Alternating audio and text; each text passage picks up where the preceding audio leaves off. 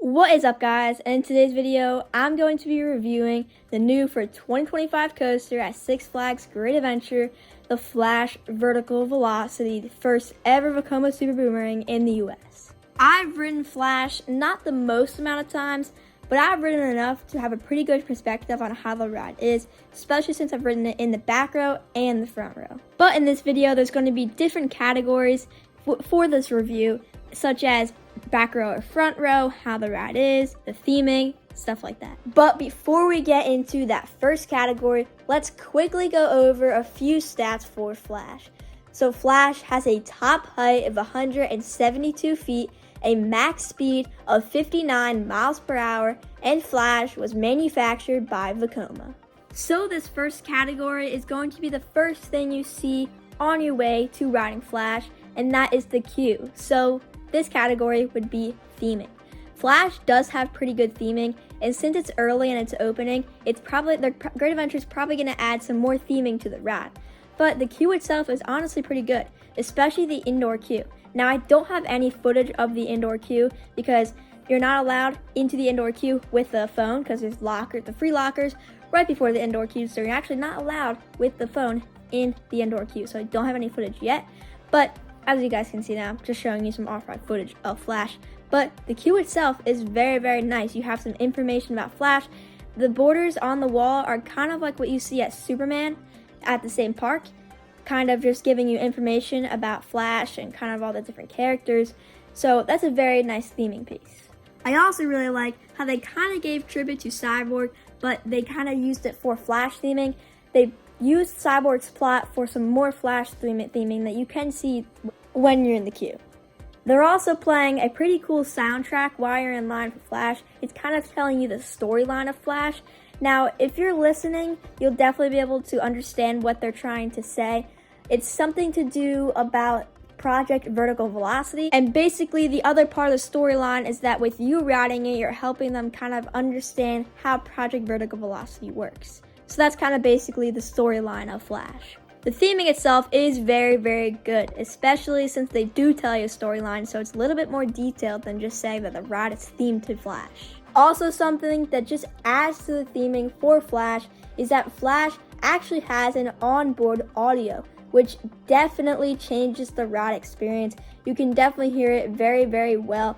And Flash at night also has some very cool lights on the train, so that just enhances the theming. But I would give an overall rating for theming for Flash a 7 out of 10. The next category is what you've been waiting for, which is the ride itself. It is a very, very good ride and is definitely a lot better than I anticipated. When I first heard about Flash, and I think a lot of other coaster enthusiasts can agree with me, it wasn't like the best ride. We were kind of looking for something else. We were kind of looking for, let's get a Giga coaster, let's get an Intamin Blitz coaster. So I think we were setting our standards way too high, but we were really underestimating this coaster that was coming in. And I think also a lot of coaster enthusiasts can agree with me that this ride is way better than any of us ever anticipated.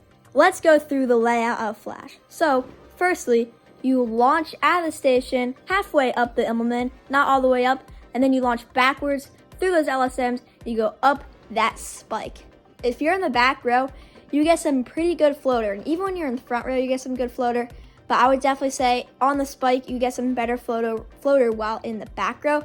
Then you go back through the station, through the LSMs, and you go all the way up the Immelman stall, and you're up there with so much hang time for about 6 seconds. It's insane hang time. Definitely the best hang time I've ever experienced, and hands down the best hang time in the park.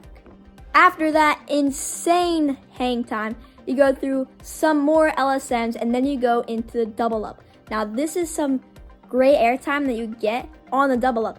Now, not really like the spike where you get more floater in the back row. When you're in the front row, you get more ejector air time on that double up. But after that double up, you go through the dive loop and through some more LSMs. Then you go into that historic chiller roll, and then you go up the spike, and then you come right back down and do it all again.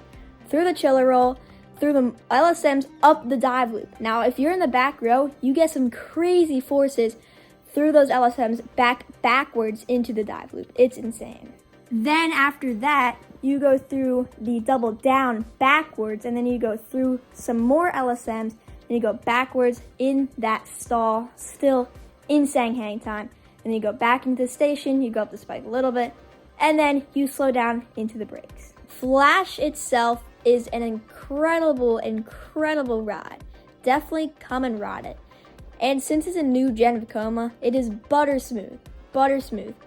Definitely the smoothest coaster I've ever experienced, and 100% the smoothest coaster in the park.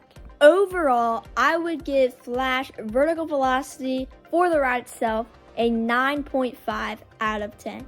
It is just such a great ride. And I didn't mention this, but the restraints on Flash are very, very comfortable. They're kind of like the Vest restraints, but a lot more soft and comfortable. But our next category is going to be whether the front row or the back row is better.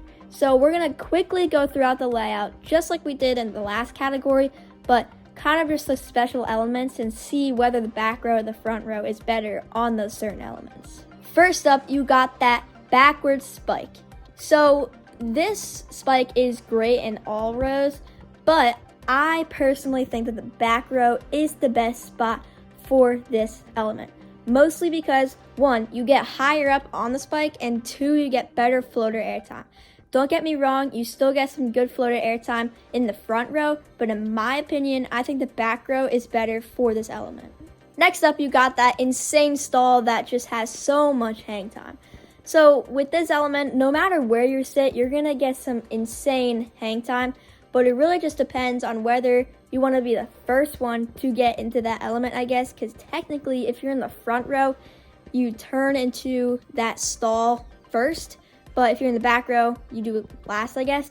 So it's really just your opinion, because technically if you're in the front row, you do turn into that element first, but I guess I'll say front row for this, since you do turn into it first. Also, I seem to think that front row does give better hang time on that stall, but like I said, any row will give you insane hang time, but I guess for this element, I'll go for front row. Next up, we have that double up. So for me, this is a pretty easy decision because I personally think that the front row is better for this element, mostly because you do get better airtime on that double up. You get a little bit more ejector airtime in the back row.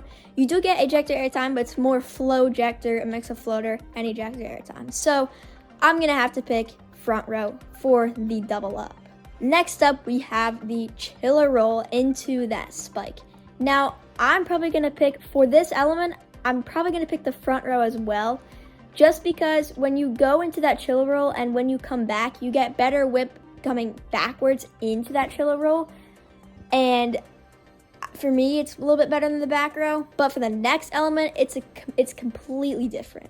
So like I said, the front row is probably better for that chiller roll into the spike, and going backwards. But when you're going backwards through that dive loop, it is 100% the back row in my opinion, because those forces that you get through the LSMs into that backwards dive loop, they're just insane.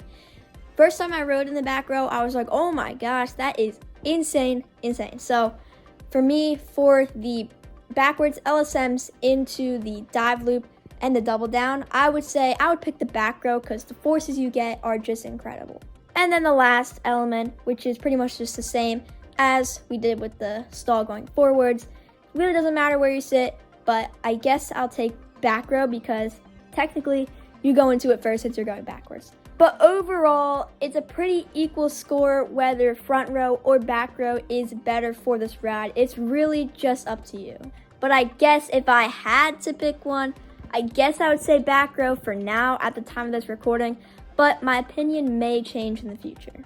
But that is going to about do it for this review of the Flash Vertical Velocity, the new for 2025 coaster at Six Flags Great Adventure. Flash is an amazing ride. If you haven't ridden it yet, definitely make sure to go check out Great Adventure and ride it, because it is just incredible. But that is going to about do it for this video. I hope you guys enjoyed. If you did, make sure to like, comment, and subscribe. And I'll see you guys in the next one. Goodbye, guys.